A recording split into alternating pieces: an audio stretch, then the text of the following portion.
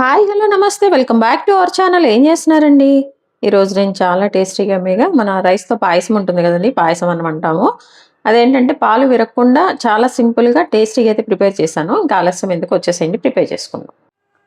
ఇప్పుడు మనం ఏంటంటే అండి రైస్తో పాయసం చేసుకుంటున్నాం. అదే మనం పాయసం మనం అంటాము, పరమాణం అంటాము, ఒక్కొక్క దగ్గర ఒకటి పిలుస్తుంటారు కదండి, అదనమాట. దానికోసం ఏంటంటే అండి నేను ఒక గ్లాస్ రైస్ అయితే ఆల్రెడీ నానబెట్టేశాను. అలాగే దానికోసం ఏంటంటే ఒక గ్లాస్‌కి 5 గ్లాస్ ఆఫ్ మిల్క్ అనమాట. అంటే 3 గ్లాసులేమో మిల్క్ తీసుకున్నాను. ఒక 2 గ్లాస్ ఏమో వాటర్ యాడ్ చేశాను. అవి ఇప్పుడు స్టవ్ ఆన్ చేసేసి ఒక గిన్నెలో బాయిల్ చేస్తున్నానండి. మీడియం ఫ్లేమ్ పెట్టేసి కొంచెం దగ్గరుండి చేసుకోవాలనమాట. ఈజీగా త్వరగా రైస్ పాయసం అయితే మనం ఇప్పుడు ప్రిపేర్ చేసుకోబోతున్నాం అనమాట. ఇదిగోండి మన పాలైతే మరుగుతున్నాయనమాట. ఒక్క పొంగైతే రావాలండి. ఒక్క పొంగొచ్చిన తర్వాత మనం రైస్ యాడ్ చేసుకోవాలనమాట. ఇదిగోండి ఇలా నానబెట్టేసి ఉంచాను. రైస్ ఒక గ్లాస్ అనమాట. ఇదైతే దగ్గరగా నేను ఈ వాటర్‌లో సోక్ చేసైతే వాటర్‌లో నేను నానబెట్టయితే ఒక అరగంట అట్లా అయిపోయిందండి. 30 మినిట్స్ అయితే నానబెట్టాను. ఇప్పుడు ఇవి మనము కొంచెం మన పాలు పొంగొచ్చిన తర్వాత ఈ రైస్ అయితే దీనికి యాడ్ చేద్దాము.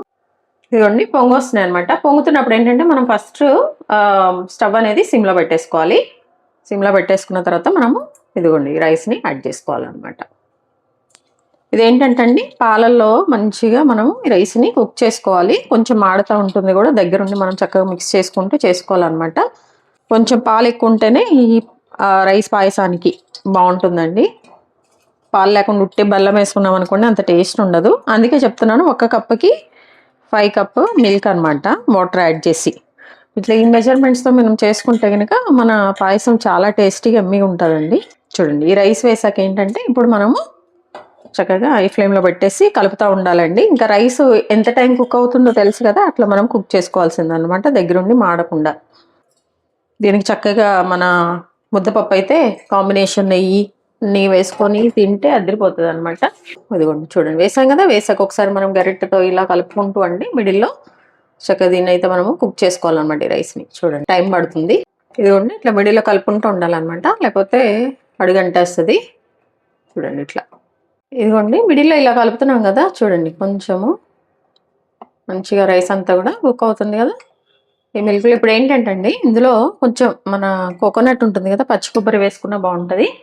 నా దగ్గర అది లేదు, నేను ఇట్లా ఎండు కొబ్బరి అయితే చిన్న చిన్న పీసెస్ చేస్తాను, ఇవి వేసుకుంటానండి. ఇవి కొంతమంది వేసుకోరు, బట్ వేసుకొని టేస్ట్ బాగుంటుంది అనమాట.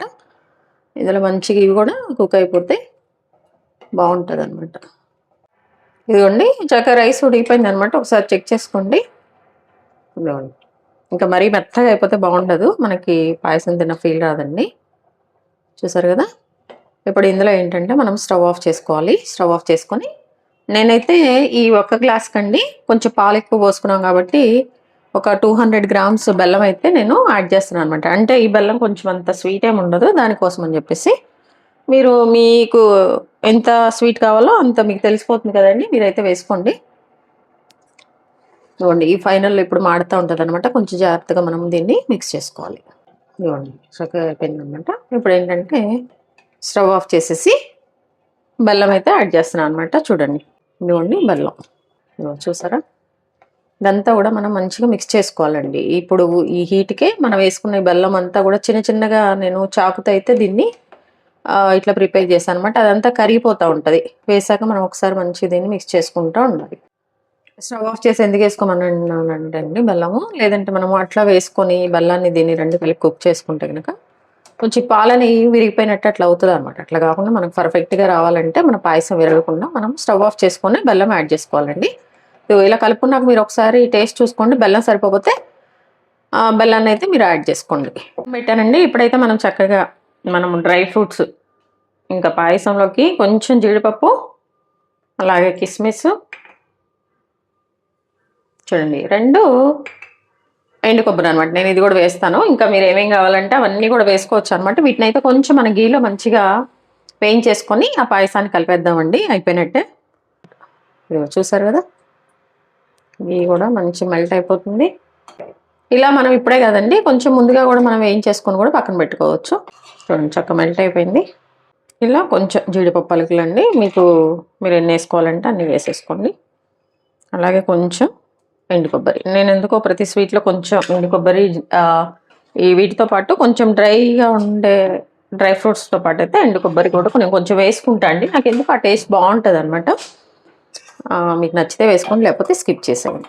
నెయ్యిలో ఫ్రై అయినా కొబ్బరి అనేది చాలా బాగుంటుంది. ఈ కొబ్బరిని కొంచెం స్వీట్లో అట్లా వేయించుకోనండి, ఉప్పు కారం చల్లుకొని తిన్నా డ్రై కోకోనట్ భలే ఉంటుంది అనమాట. ఇదిగోండి, ఇప్పుడు లాస్ట్లో కొంచెం కిస్మిస్ అనమాట. కొంచెం మీకు కలర్ వచ్చే వరకు మనం హీట్ చేసుకోవాలి, అది ఫ్రై చేసుకోవాలండి. ఇదిగోండి, ఇట్లా కొంచెం కలర్ వచ్చే వరకు అయితే మనం వీటిని వేయించేసుకున్నాం. ఇదిగోండి, చక్కగా మనం బెల్లం వేసేసి పక్కన పెట్టాం కదా, మన పాయసం ఇలా చూస్తుంటేనే ఎమ్మీగా మంచిగా. ఇప్పుడు ఏంటంటే స్టవ్ ఆన్ చేసేసి సిమ్లో పెట్టేసుకున్నామండి. సిమ్లో పెట్టేసుకున్నాక ఏంటంటే ఇందులో మరి స్వీట్ అంటే చక్కగా మనం ఇలాచి వేసుకోవాలి కాబట్టి నేనైతే చక్కగా ఇలాచిని ఇట్లా పౌడర్ లాగా చేసుకున్నాను. ఒక 5 అట్లా అనమాట. మంచి టేస్ట్ వస్తుంది కదా, ఇవి వేసేయాలి. వేసేసి మంచిగా మనము మిక్స్ చేసుకోవాలండి. సిమ్లోనే పెట్టేయాలండి.